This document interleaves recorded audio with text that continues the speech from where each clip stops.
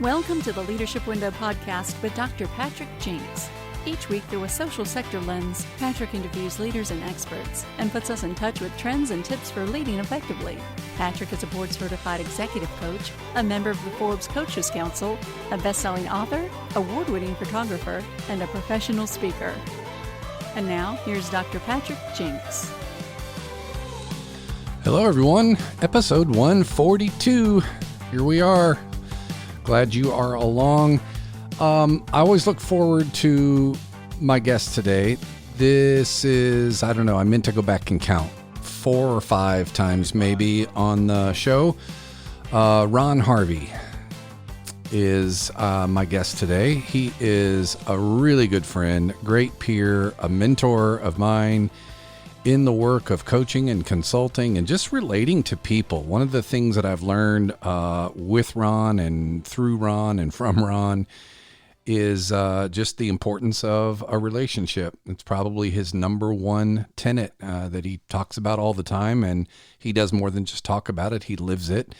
Ron is co-founder and chief operating officer at Global Core Strategies and Consulting. I always have to slow down when I say that. And he's based here in my hometown of Columbia, South Carolina, but he's all over the place, just like I am.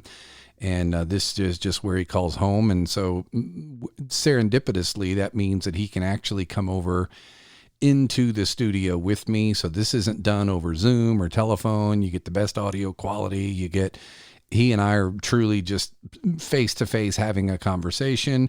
We always make our conversations pretty impromptu.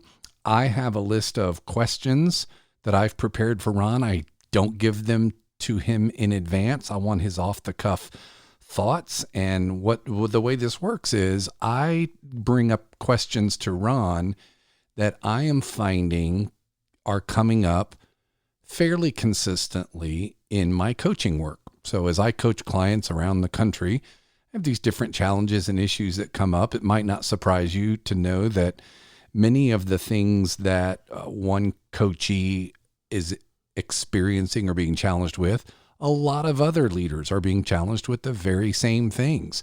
And so when they come up like this and I hear patterns and themes arise, I like to sort of capture them and collect them. And then I bring Ron questions on the show, and he has to give expert advice on the spot as to what he would do, what he would tell the coachee. I stay in question mode and I lean on Ron to give the answers because he's the smart one in the room. So that's what we do. And I've got 5 questions for you today, Ron. Yes, I'm ready. 5. And then you get to ask me a question if you want. We haven't ever done that. I don't think you've ever asked me questions, but you can do that. Just remember, mine are the hands that are on the controls. So, man, thanks for always coming over and carving out time for us. So I know you're extremely busy. You've got so many moving parts, and yet to carve out the time and drive across town, come spend time with me. I really do always appreciate it, Ron. I know our listeners do. Yeah, it's fun. It's always, often as Patrick may feel like he's doing a favor for me, and it's good for him. It's good for me as well, because of the friendship and the partnerships that you create. So thank you for always having me and having me on the show more than once, which means that I'm gonna keep doing what you asked me to do, and I'll probably get invited back some more. So I enjoy it as much as you do. You'll keep getting invited. You are the only regular guest. Yes. A regular occurring guest. Now I've had others that have been on 2 times. I don't know that I've had anybody else on 3 times, but you're my one recurring guest because you're here in town. You're closely connected. Ron is a member of our advisory board as well at the Leaders Perspective. So that's what I mean by being a mentor. He's just given some great perspective and helping to stretch me and push me, and hopefully every once in a while I kind of do that with him too. Although he's really just got so many great things going on. You have a conference coming up, a one-day conference here in Columbia. Yes. Unpacked. Tell us what that is. Yeah, Unpacked Leadership Conference. And this is the first year we built it up under our brand. And really what drove it is almost like our me coming on the show is having a real authentic conversation without pre-scripted questions, and bringing our community together for professional development. At the end of the day, I think organizations are challenged with professional development consistently. And we want to put a staple event that allows all organizations from all backgrounds across our entire city to be in one room together, first to build relationships, but to realize they're not the only organization struggling with what they may be struggling with around leadership. So it's strictly professional development, panel, keynote speakers, that we're just bringing everything to the table.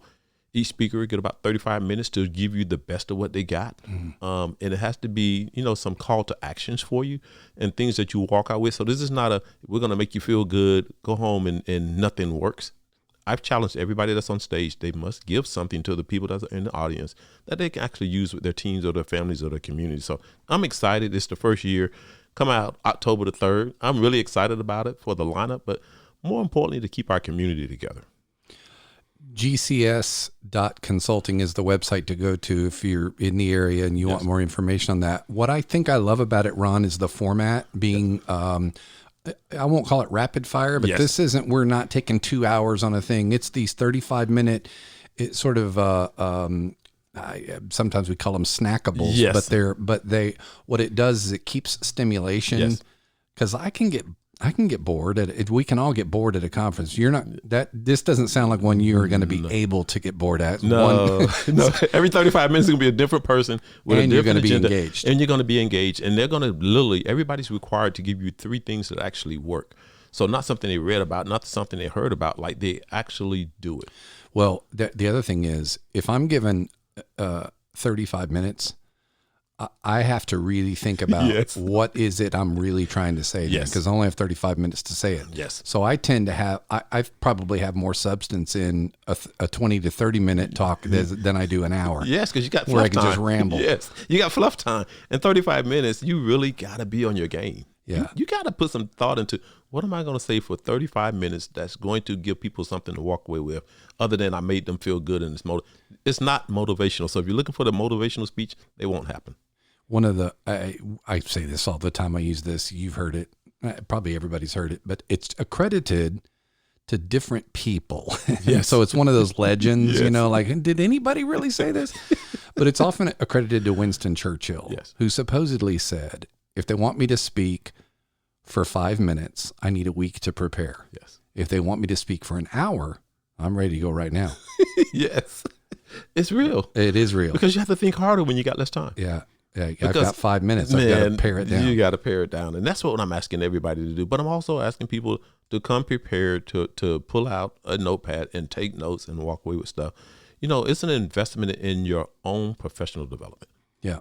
And I'm asking organizations and companies, and I'm holding every presenter accountable. What our opening keynote, is Tim Arnold from, he's over at Colonial Life.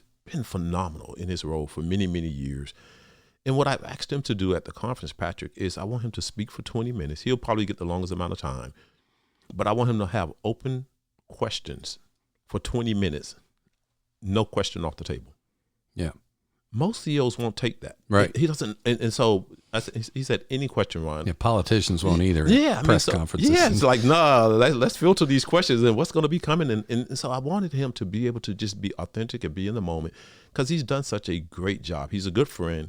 But he's done a phenomenal job and a mentor for me and someone you just sit down, and he's done a great job at Colonial Life. When I walk into his organization, there's 3,500 people in there, and I'm like, he knows 90% of his staff name. I'm like, who does that? Right. In today's world. At that size company. What I love about that is this isn't just some leadership consultant. This guy's living it in the crucible of leadership, and it's always good to hear from every day, and which is why I asked him to open it up. And at the conference, I'm also, Patrick, if your schedule had allowed, we to work that, but I'm actually creating space. We got a lot of phenomenal people in Columbia that need a stage to show what they do, because oftentimes people don't know what you have in your city. I want to change that. There are some phenomenal people that do great work in the city. I leverage a lot of them. I'm friends with a lot of them that do good work. I'm always out in public, but I got some friends that do some phenomenal work. What's great is that those people, it only takes about 20 minutes. Yes. If that, to tell this person's got it. Yes. I know a lot of consultants. I've never watched them in action. Yes. I like them. Yep. And maybe I hear good things about them. It's hard to refer someone that you haven't watched, you haven't seen it in action. And that makes a difference because you have an opportunity to at least go, wow, this is someone I would not only hire, but I would recommend. Yeah, it's a recommendation. It's a referral on my part. I mean, of course, it's our platform. It's our brand. But people know that I'm going to do quality work. I'm going to invite quality people. I mean, I'm speaking at South Carolina Thrive because of you. I mean, you made the recommendation. They reached out. And, Trish said, hey, can you do this, Patrick? You came highly recommended. That's what I want to create in our community. Yeah. That's what my business is built on. That's beautiful. It's beautiful.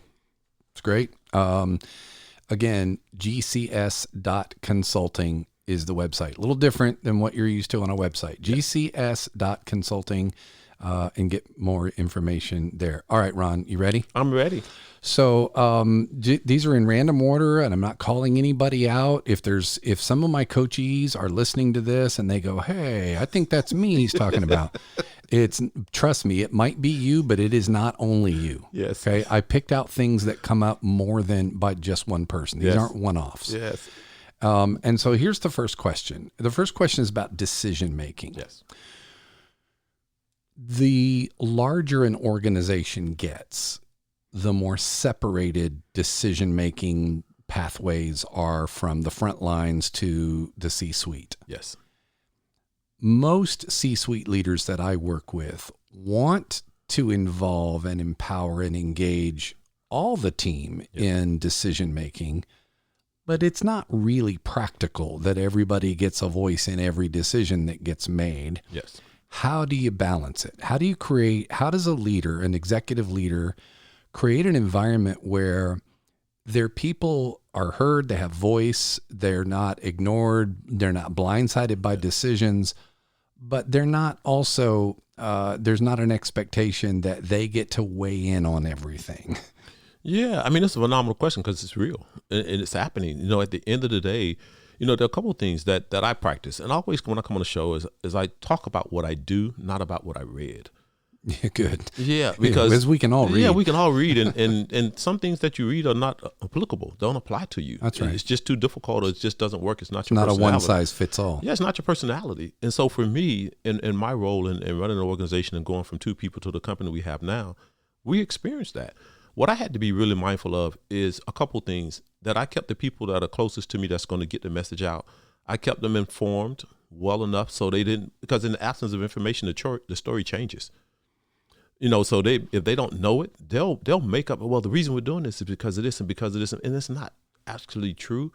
So I didn't give enough information because people fill in gaps. So I will say that first. And that's not just a leadership tenet. That's a communication communication. In the absence of a message, one will be created Absolutely. for you. Absolutely. Every day, all the time. Yeah. I mean, so I had to make sure I say, hey, what don't we want to be created? So that was my first thing. What are we trying to avoid? Not what we're trying to accomplish. My first question is, what are we trying to avoid? Confusion. Great. What does that require of us? At every level, there's a message that we need to make sure that the tone and the real concrete thing that we want people to have doesn't get lost. And I don't get the whole message. It's pared down several layers at a time. And I think the military taught me better than anything. The need to know at the level that you're at. Yeah. And I practice that. So what do the people that's at the front line that's going to meet our customers first, that's going to put the PowerPoint together, what do they need to know to be able to put that together so when I'm on stage, it works the way that I need it to work? So it's a need to know at the level that you're at. And we communicate often, early, and engage all the time. So there's a flip to that too, Ron, on the level. And that is that often C-suites are, I'll just use the word, maybe this is extreme, but out of touch with the front line. Yes. And so when we say, well, this is a decision that needs to be made at the C-suite level, but it either impacts the front line or there's intel from the front line that the C-suite needs to make a good decision. Yes. And I think that's where I see a lot of issues is frontliners going, they're making these big decisions and they're not understanding what's going on the ground here every single day. And so they're making bad decisions. Yes. A good show for everyone that's listening. Undercover Boss. Yeah. Undercover Boss highlighted exactly what we're talking about. Make a decision at the headquarters about, let's just say, building a new iPhone, but they don't understand the usage of a person that doesn't always navigate or use an iPhone or doesn't have the technology experience, but yet they're making this phenomenal iPhone. Right. My mom would never got an iPhone ever. So we got to make sure that there's communication going back and forth. There's so much that I may need at the top level, but what are the things on the ground? So you got to get to the practical use of what you're actually saying needs to happen. How do you make sure that actually works for the person that's the end user? I think Undercover Boss did a great example of the show. I don't know if it's still running or not, but I watched it all the time. Say, well, where am I doing that in my company where I'm not making sure that the intended purpose or use of this, I'm not thinking of the end user. I'm thinking of me living the life I live today. Let's use Hurricane Katrina. Most people complain about the people that did not leave New Orleans at that time. We're about 20 years, post after the Hurricane Katrina. You mean that didn't evacuate? That didn't evacuate. Yeah. And people were complaining, why didn't they evacuate? I say, well, what if they really didn't have the revenue? What if they really didn't have a car? What if they really didn't know how to catch a bus? What if they really didn't know how to evacuate? Because we make an assumption because we live in a life that we know how to do it all. I'm sure there are things that we are not even aware of. It's hard to believe that many people didn't evacuate and could have and knew how to and had the resources. It's just unbelievable. Or it may have been all they had. And they didn't want to lose it. They'd rather die with it. Didn't have anywhere to go. Yeah, So and there was probably a mix, right? There were also some people in denial that Yes. this is going to, we've seen storms before, Yes. or my house will be Yes. fine, but I think you're right. I think there's more people that would have gotten out Yes. if they had any idea, inclination, resources. Yeah. And I say that because there are times, when I was a younger person in the workforce, there are things that the higher leadership, our world has changed because of technology. The smartest person is not always at the top anymore. The most senior person may be at the top, but the smartest person in the organization, if you listen, usually it's the person that's closest to the problem. Mm-hmm. And I think we got to be better about it. So I totally agree with you, Patrick, is how do you balance it? Communicate often, communicate early, and make sure people have the information at the level that they are. And that's not what you think they need. Ask them what they need. Yeah. So to pare down the question just a little bit more, and then we'll move on. The question then is, how do you involve them in the decision? And so giving information is one thing. Hey, here's a decision we made and we're going to communicate it. And you're talking a lot about communication. Yes. What about the actual process of making the decision? How do I engage you in that without giving you the expectation that you get? I had a pastor once that said, you can have your say, if not your way. Yes. I love it. I will tell you, for me, what I do practice in real time, I'll tell everybody, I'll make the final decision, but I will always engage you for consultation, for support to make the right decision. Because I want to be informed. But so I want to be informed, but the decision to be made is mine. And I think leaders got to be okay with saying that to their team. The decision is mine to be made. It's like my daughter, hey, honey, here are the things that we're thinking about doing, but the decision of where we're going to go will be up to me. Or the decision is the C-suites, or the decision is the boards. Yes. Sometimes Absolutely. that's the case in many of the organizations that we work with. And leaders are responsible for making decisions. I mean, you got to own that and be okay with that. So C-suite, parent, in a church, in a school, running a business, there is where the buck stops, it really stops. And we got to be able to say that in an organization without making people feel like they're not valued. Right. Just because it didn't turn out the way they would have decided it. Well, and it goes back to Patrick. And think about, when I look at the leader's perspective, if you're a respected leader, people don't mind you saying that to them. They know you're supposed to make the decision. Matter of fact, they're waiting for you to make that decision. That's right. But they want you to take their input. They don't want to make the decision. They don't want the burden of making a decision. I don't think everybody in my company don't want the burden on their shoulders. That's a really good point. I hadn't thought about it that way. So if I'm hearing you right, there's probably a lot of people, even on the front lines, who say they want a voice in the decision. What they're really saying is, I want a voice that gets heard and respected. Yes, because I don't want the burden. I made some really tough decisions in our organization and in the military and in my community. Even at the chamber, I make some really hard decisions. Yeah. That I got to be able to sleep with at night. Yeah. That doesn't feel good.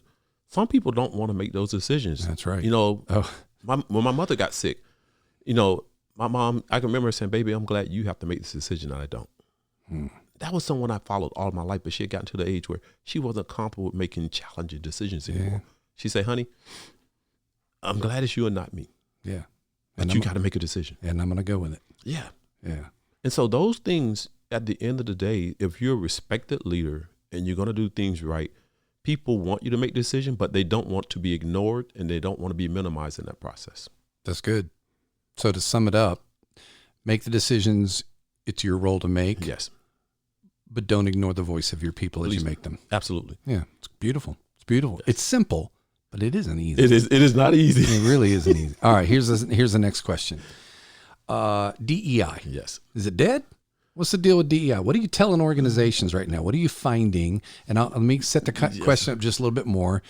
You know, I work a lot in the nonprofit sector, and funding from the federal government to the nonprofit sector, about a third of nonprofit revenue in the country comes from the federal government.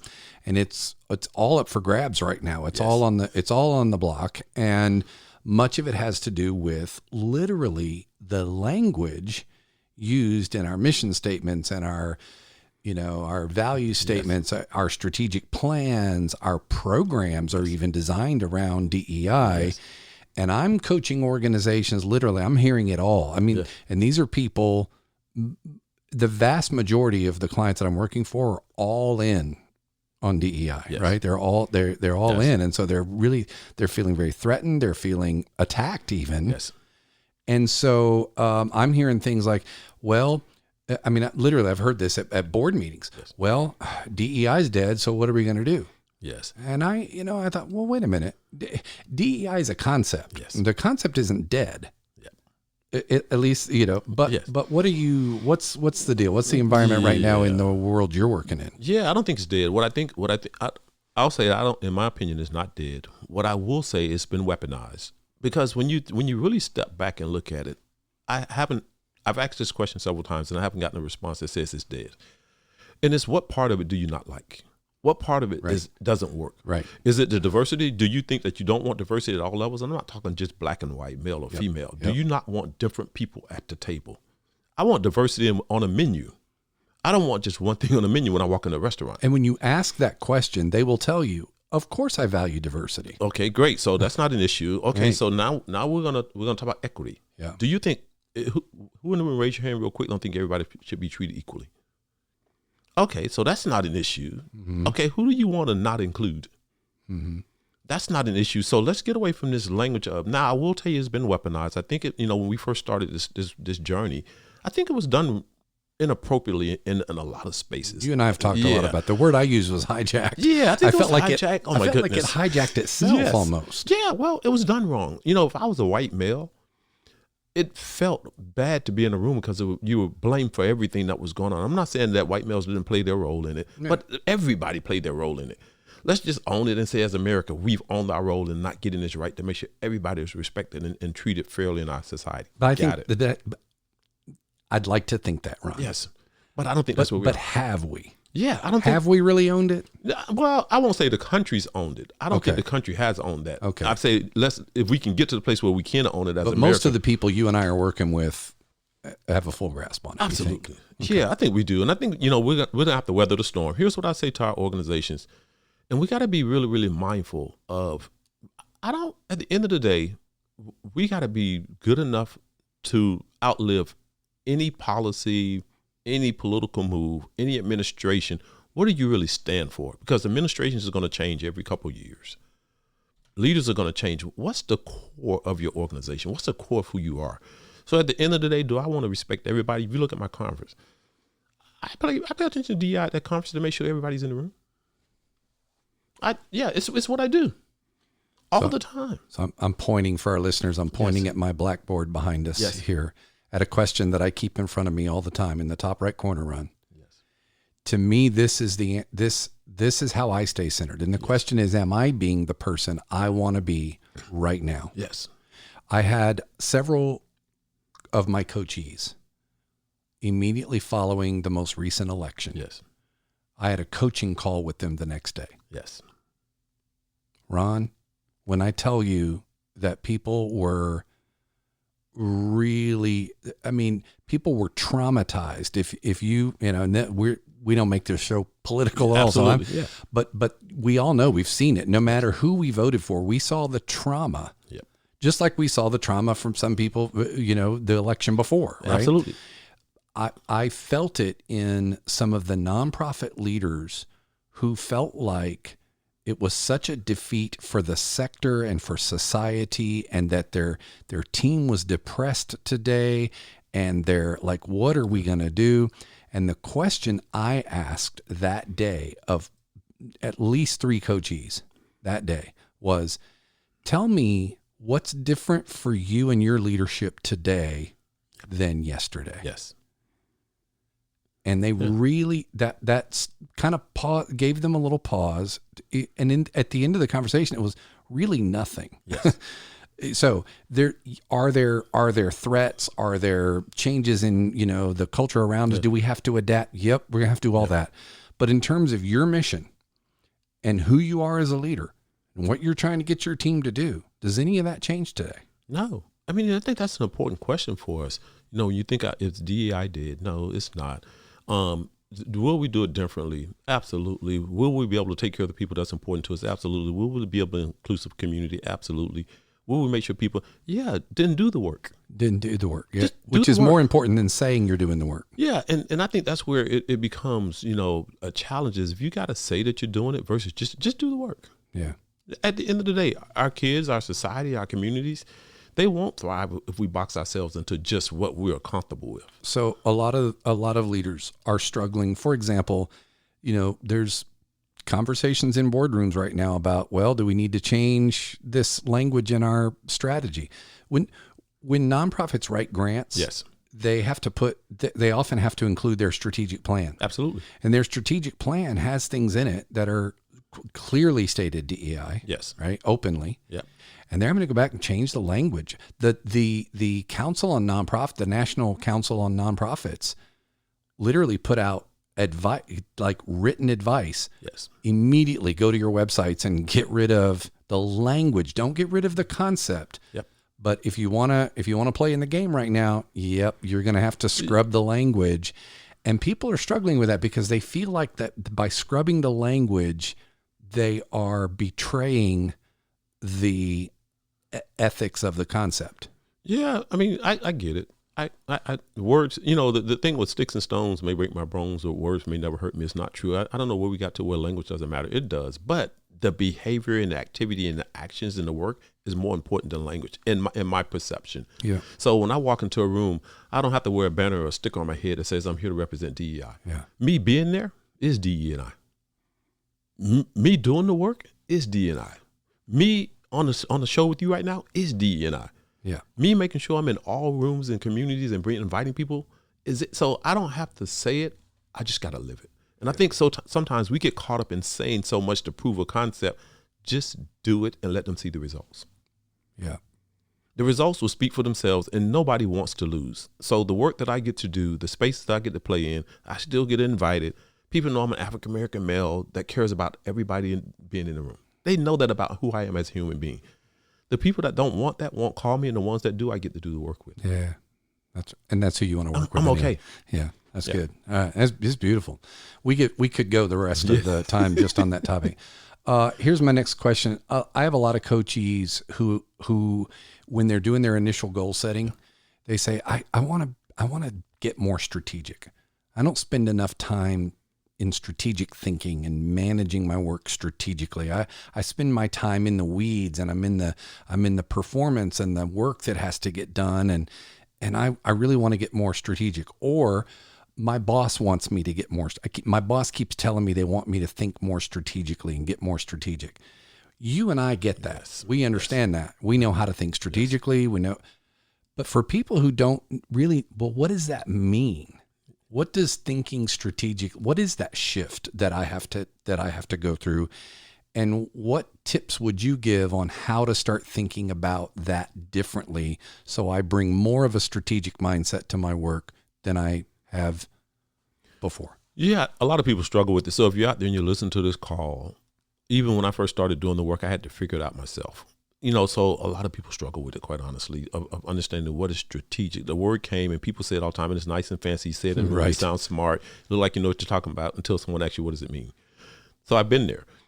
I will tell you what helped me figure it out is I had to strip away anything that required me to physically have to do something versus the blueprint of the something. And I started looking at strategic as a blueprint for someone else that can do this without me being present. what is it that's going to move it in the direction that we wanted to go in. So it's more in my mind now the blueprint to get things done, not the how to get it done. That's really good. I would add one more thing to Yes. it, which is, why are we doing it? Yes. Why is a strategic question. Yes. I mean, it goes to the heart of strategy. It's Yes. like, well, we got to get the Facebook page updated. Why do we have a Facebook Yes. page? What's its purpose? Why does this organization need one? Yes. And who's our audience for that? And what are we trying to accomplish with our Facebook page rather than just have one? And let's answer all that before we answer how many posts a day Yes. we want and whose job it Yes. is. And right. That's a really almost oversimplified Yes. version of the difference between strategic and tactical. But Yes. the why, it to me is what helps people. Oh, I get it. Yeah, Why are we doing this? Yeah, I think a lot of people too, in there, Patrick, when you think of why, a lot of people struggle with separating their personal why from their professional goal of why. Yeah. You know, because Yeah. there's, you know, because we're taught and you hear the conversation like, know your why, know your why, know your why, know your why, know your why. It's like, okay, yeah, got it. I know my why, but I'm still confused. Yeah. So when you go back to strategic planning, people have to really separate the two. Like, what is the why for this organization, that I can make sure that it's sustainable and outlast me and outlive me? What does that need to look like going forward? Yeah. So it causes you to slow down. And I will tell you, no more. It's very important right now because things are changing so fast. If you don't understand the why, there's so much noise in the market. It was so well said. And what you're bringing to light is that there are levels of why. Yes. So you're talking about the organization's Yes. why, Yes. right? Why we're here. And I ask Yes. that question a lot of all the organizations. You've heard me ask it. You've Yeah. been in the room. But I'm talking about a daily. Why do we, at our board meetings, why do we give our board members the whole 10 pages of numbers when we know they don't actually look at it or even know? Why are we doing that?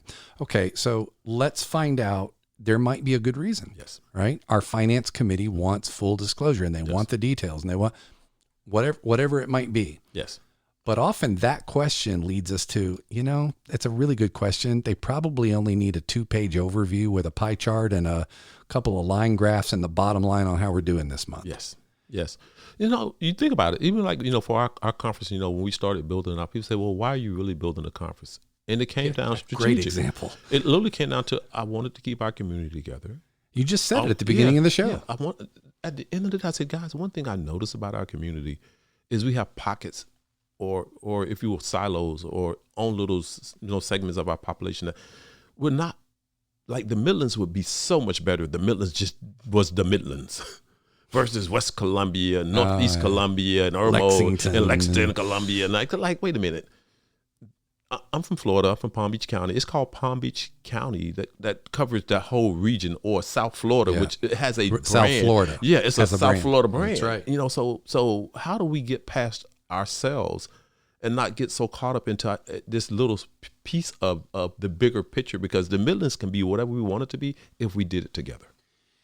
Yeah, and you've got a lot of municipal and political hurdles to jump there. Absolutely. But I think what you're doing can happen regardless of the municipal lines and the political lines in the sand. You're doing something that can transcend all that because nobody can stop you from it, right? It's like, hey, I'm going to bring everybody together. Yes. We're going to look at the region and the talent in the region. We're going to expose that talent so people can use it. Yes.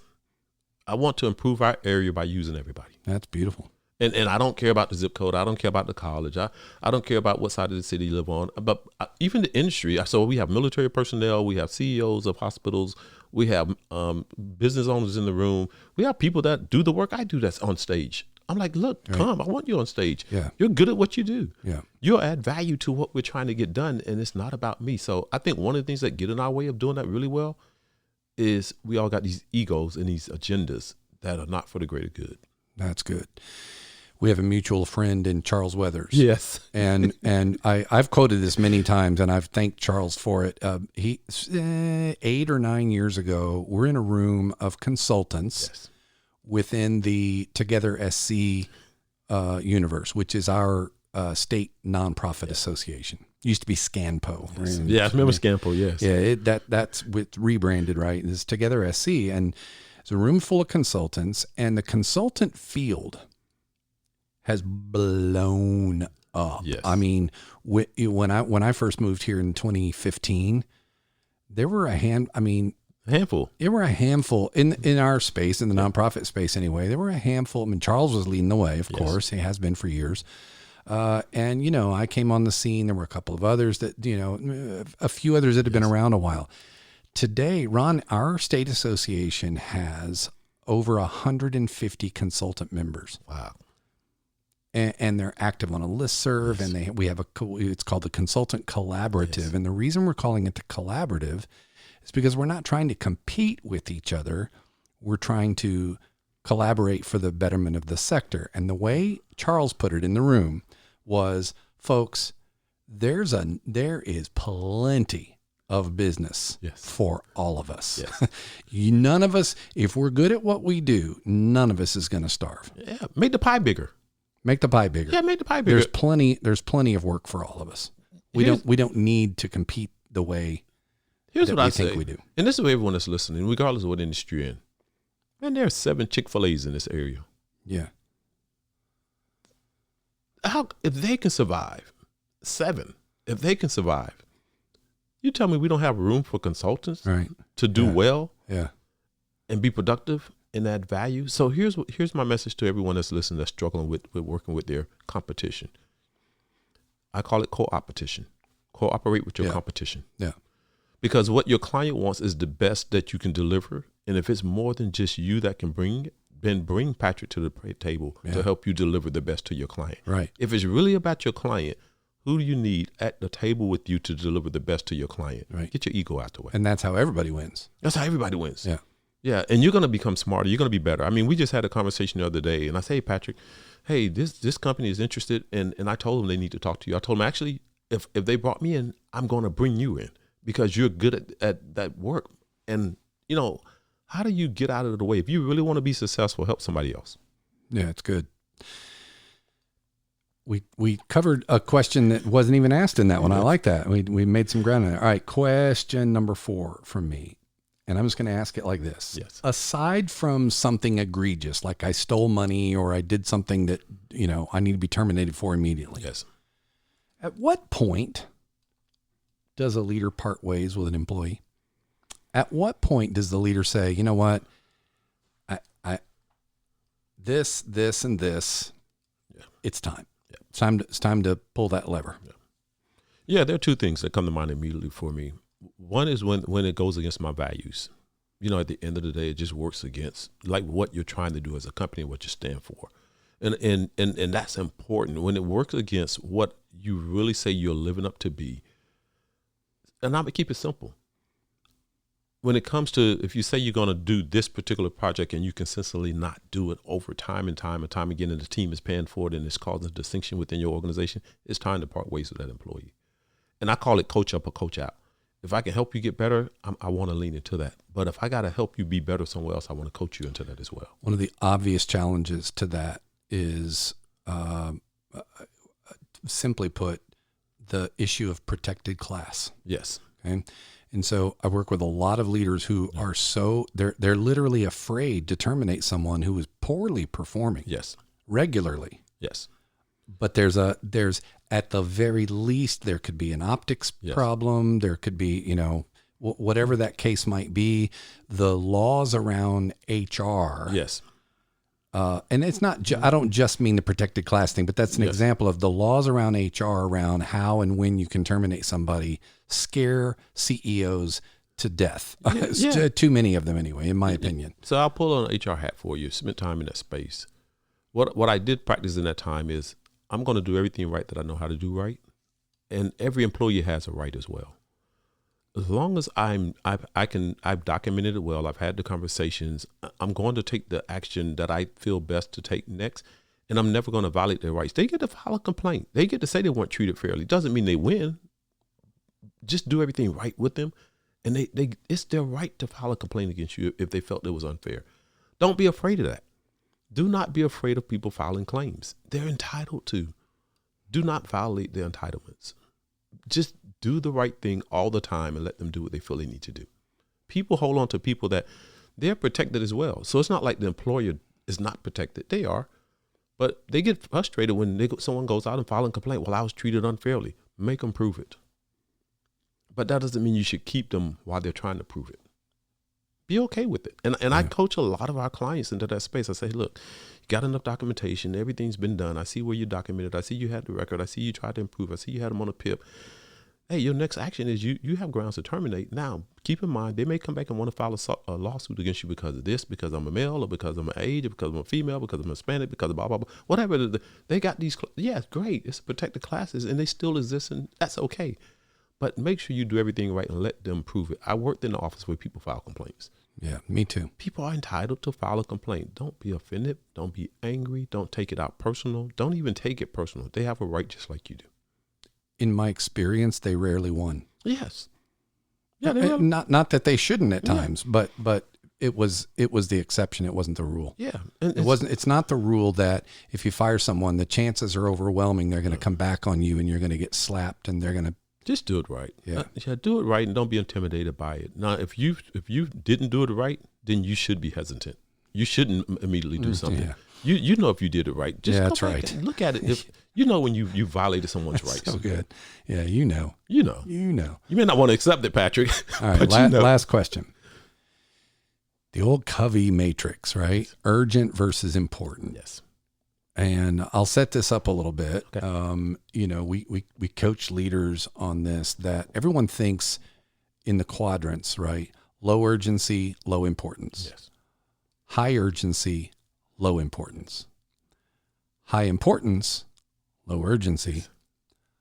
High both. Yes. High urgency, high importance. Yes. And the misconception is that leaders think I should spend my time in that fourth quadrant. If it's urgent and important, those are the things that demand my attention. Yes. Covey would differ. Yes. Covey would say, no, as an executive leader especially, you should be spending your time in the quadrant that is high importance, low urgency. Yes. Because that quadrant doesn't get the attention it needs when it needs it, because you're dealing with all the fires. Yes. And so the day will come when it is no longer in that quadrant. It's now it's become urgent and it might be too late to act. Yes. It's that forethinking and planning and thinking strategically and all that. So a lot of leaders struggle with this. Yes. Knowing the difference between, they'll give me an example, Patrick. And I said, well, define urgent for me. Yes. They'll say things like, the printer, we had a direct mail campaign and the printer broke down. Well, that's urgent. The printer needs to get fixed because that's our campaign letter. They need to go out this week. And yes, that's urgent. And yes, it's important. Yes. Okay. Then the question is, who's the right person then? Yes. To fix the printer? Mm-hmm. Is it the CEO? Probably not. I mean, sometimes in a small, 2 or 3 person shop. But you kind of get where I'm going is people have difficulty differentiating between urgent can sometimes be, my phone is ringing right now. Yes. That's urgent. I don't even know who it is, but it's ringing. So it's demanding my attention right on the spot. When what they're struggling with is, I don't know how to reach over and hit the do not disturb button so my phone doesn't ring for an hour. Yes. Because I'm working on something important. Yeah. Yeah. I mean, it's a phenomenal question. And I think a lot of people struggle with it, personally, professionally. For me, the way that I walk through it, I don't know if I put it in the urgent or important. I think I balance it really well. Like, what's the best use of my time based on what I'm trying to get accomplished? Because sometimes the best use of my time is not on something that's urgent. It's not the best return on investment for where I should be putting something at. There's someone on my team that would be better fit, and it still is urgent, just not urgent in what's the best use of my time. Right. Then there are times when what is urgent is the best use of my time. It gives me so when you're looking at time, because it's the one thing that you're going to get back. And I think I use my team well enough to say, hey guys, let me ask questions. So I ask my team a lot of questions about the best use of my time. What would be the best use of my time? You gave me 2 things. I can't do both. They both have to get done. Which one is the best use of my time that you guys need from me? I've heard you say it before, best use of my time. Yeah. And am I the best connector to this stakeholder? Yes, all the time, Patrick. Yeah, all the time. And I'll tell you what helps me do that, because sometimes I'm just not the best fit for what we're trying to get done. Right. I mean, I literally, and you've watched me do it. I'll tell people, hey, no, Patrick is much better. Now, could I get it done? Yeah, but it's going to be a little extra work. It'll be good, but it won't be as good as if he done it. And it's not the best use to use me. Here's where you probably can use me at even more effectively to get this thing if this is what you want to get. I don't know if people do that often enough to pause and say, yes, it's urgent, but should I be doing it? Yeah. And that's the delete, defer, yes, delegate, do, right? The 4 Ds. Do I delete it? Like if it's not important or urgent, why is it even on that list? If it's urgent but not important, right? I can delegate that. That's a whole podcast. Yeah, that is a whole podcast. But I'm coaching a number of people who are having difficulty figuring out what to deem as. I mean, it's about prioritizing, right? It's about prioritizing my bandwidth in the most appropriate way right now. Yeah, I would say yes, and I would say go back and reflect on your new role description or job description, because it's changed over time. And what I was, we just moved our daughter into college. Urgent and important has changed because my life has changed. The reality is, when she was home, there was a different way. But it's perspective. Yeah, it's perspective. So when you think of, matter of fact, let's just plug it here. It's a leader's perspective. Yeah. So when I'm looking at it from that lens, urgent and important changes, and it gives me a different perspective on what's the best use of my time for my team. It's so true. Well, I'm doing a lot of work right now in vertical development, vertical adult development. And we reach not only horizontal development is our skills and our competencies that we develop over time. Yep. Vertical development is our maturity and our experience. And it changes. Absolutely. I have a different worldview today than I did 10 years ago. Even when I come to conferences. So it's contextual. Yeah, think about it. I had a client ask me today that I'm coaching as a business owner, and they attend this conference and say, hey, I don't know if I'm going to go to this conference next year. I just don't feel like it's delivering what it used to. I said, no, let me be really clear. It is. You've changed. Yeah, you've changed. Yeah. I say, that's okay. And that's okay, because, the better you get, that conference was like where you were at that moment in your career, in your journey, it was phenomenal. Yeah. But now they're giving you what you needed, and you're trying to stay in second grade. No, you're in third grade and fourth grade and fifth grade. The content and the material and the teacher has to change. It's so well said. And it actually is relevant for me right now, because I have such a conference that's been a part of my life for a long time that I've changed. Yes. And by the way, they have too, but you need something different. But things need to change. Yeah. We all need something different. You think about in our personal relationships, as I age with my wife, what we'll need from each other will change. Right. And that's okay. Yeah. When it's not okay is you don't recognize and expect what you gave when you were 17. Oh, man. Then you got problems. So how do you make sure in every relationship, every position, everything that you do, you change? What's the change necessary for you to fit in that organization? Every once in a while, we have a moment that I call the 60-second rewind. Go rewind your podcast 60 seconds and hear that again. That was really good. Yes. That was my last question, Ron. So here's one I have not asked you before when we've done this. Do you have any questions for me? Yeah. As I sit back and I watch you and your growth and your lifelong learner, what drives that for you? Because I've always watched you continue to educate, to read, to learn, to try. And you have this belief of there's something else there. And I think as I watch leaders today with so much technology and the world changing so fast, what drives it for you and why is it relevant in the work you do? Oh, Ron, we're out of time. The outro music has started. Darn it. No, it's a great question. And I know the answer immediately because I've spent a lot of time exploring that within myself. And I'll try to keep it short because it's a pretty in-depth answer to the question. The short of it is, I thrive when I perform.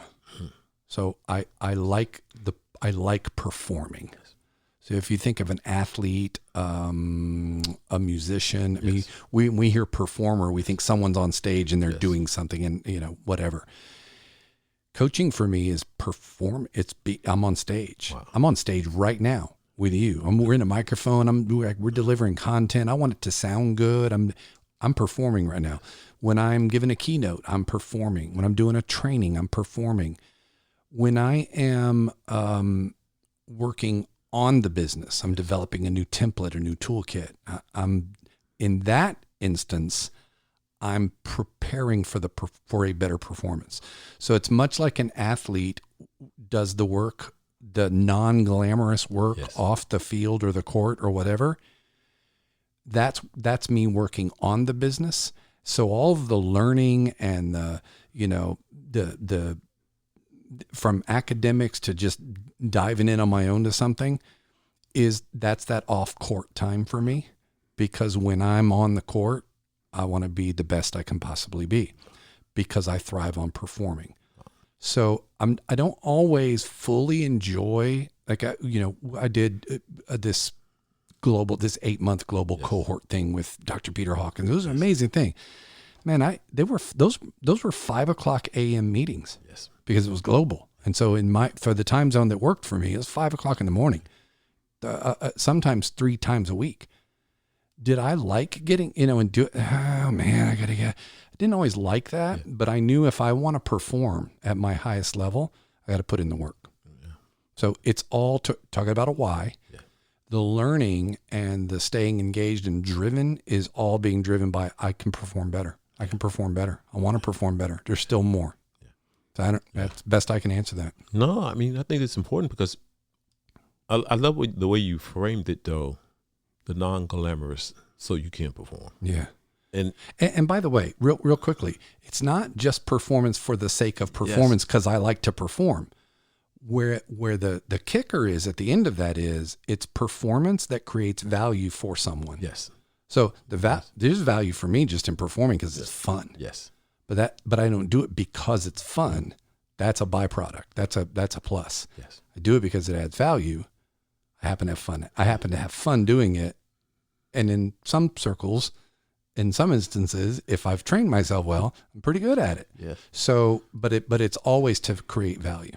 Yeah. And I think that's why we get along great. I mean, you look at our relationship, and, I can remember sitting at Capital City Club when it was, and we met there, and watching how you do and how you navigate. As much as, you may learn from me, I learn from you, and watch. I was like, man, he puts in the work, and I'll go and do the reps. And I watched, I said, man, he's putting in some serious reps. I think he's better at this rep stuff than I am. I mean, he's literally putting in some, and I'm always impressed and watching. But the relationship and the friendship, you kind of want people around you that's doing it a little bit better than you. And I look for that. Quite honestly, I look like, okay, that's someone that's doing it better. Pay attention. So so why does the relationship thrive? Because I look at someone that's doing it well, that's doing it good, that I do respect. And I want to say, if I want to beat someone, if I can get to what he's doing, I've gotten better. That don't mean I'm even better than them. I said I've gotten better. Yeah, that's right. So I look at that, and so I have people. Ditto. I think that's very mutual. Simon Sinek's book, The Infinite Game. Yes. Where he talks about the goal is not to beat other people. Yes. The goal to win means stay in the game. Yes. The goal isn't to win. The goal is to stay in the game. Yes. And you have to read the book to really understand the context, because people listen to that right now and go, bull, Yes. But if you like Kobe, I want to win. Everybody gets a trophy? What do you mean? He gets the concept of winning. Yes. But what he's saying is, in business, you lose if all you're trying to do is beat somebody else. Yes. You win if you keep yourself sharp so that you stay in the game over the long term. Yes. Love it. Thank you. Yeah. Thank you. Well, thank you for that question. I'm only going to give you one. So, because we're out of time, yes. I want to ask about your upcoming book. You have a third book coming out, Impact Leadership. I mean, I could say what's it about and know that it's about impact leadership. What's the center point? Yeah, the center point really, Patrick, in the last probably 15 to 17 years, I've always asked one question when I open up a lot of my facilitation and workshops. And the question was, I've asked everyone in the room, and who's the one person that's had the greatest impact on who you are today? Mm-hmm. And write down the 3 words of how you would describe them. The words that I received didn't show up on LinkedIn profiles, didn't show up on resumes, didn't show up in job descriptions. It showed up, and these were people. The one person that they got to choose that had the greatest impact on who they are today.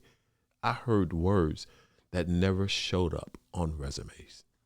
I wish I'd known that a while back, you and I'm going to leave it to you because I'm not going to do it. Yeah.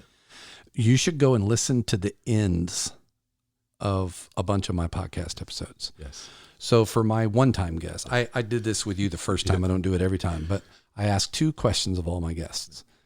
And one of them is, what's your 15-second soundbite on leadership? The other one is, tell me about a leader in your life who has had profound impact on your leadership and who you are today.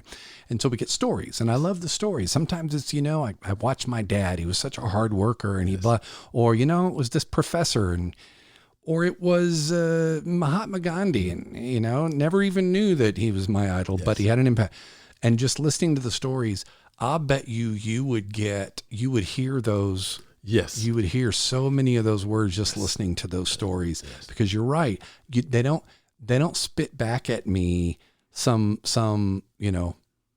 airplane business book language. They ain't profit margin. Well, they were strategic thinkers and they were very charismatic. Nope. Nothing. Ain't no spreadsheets. Ain't no CFO. It ain't nothing technical. They were always there for me. They always made me feel important and special, no matter how big they got in the org chart. They all, they worked hard. They were consistent. They saw me. Yeah. They gave me a chance. They gave me a chance. Yeah. They had my back. I mean, so the entire book is giving people the recipes that I've collected over 15 to 17 years of what had the greatest impact on who people are today. Oh man, I can't wait to steal that. Read that. Yeah, so we were going to release that on September the 19th. It's going to come out. The team is working on it, but I'm really excited about the fact that sharing this, and it just came as I started watching. I said, this is something that people need to know. This is something that people need to read. And really, we pulled apart every word, say, what does it really mean then? If it says showed up, what does showed up mean? Yeah. What does that look like? What does that look like in action? And that's one thing I've really gotten better at over careers is, what does it look like? People talk about our core values. I'm like, you know what? My core values are not trust. One of my core values is always show up as your best. I was working with a coachee the other day. Actually, I take that back. It was one of our coaching trainees. Yes. Or graduates, actually, of our program, who was working with a coachee. Yes. Who was having difficulty articulating what executive presence looks like. Yes. And so one of their goals was, I want to increase my executive presence. And when this coach was trying to say, what does that mean? They didn't know how to say it.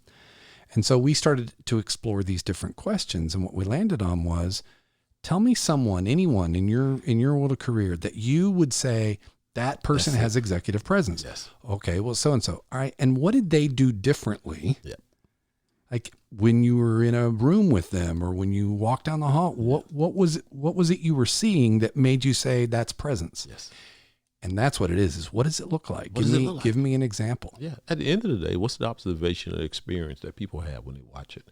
We look at companies all the time and say, yeah, those are really nice that were handed down, but tell me, how do I know that's what's happening without you telling me? Yeah. Tell me if you're saying it's trust, tell me what are you observing that says trust? Not what you're hearing. Yeah. If they couldn't speak. Or that says not trust. Or not trust. What is that? What's happening in your observation that lets you know what's happening? So for me, the entire book is really, I hope what I want leaders to walk away with is a recipe to how to be more effective at taking care of and being authentic to have an impact. Because impact is not done in a day, it's done every day. Oh, yeah. It's done over the days. Over the day. Yes. Over the days. Thank you, Patrick. Thank you, Ron. Man, this is awesome. See why he's on all the time? All right, I'll have a new 5 questions for you in a couple months. Yes. We'll do it again.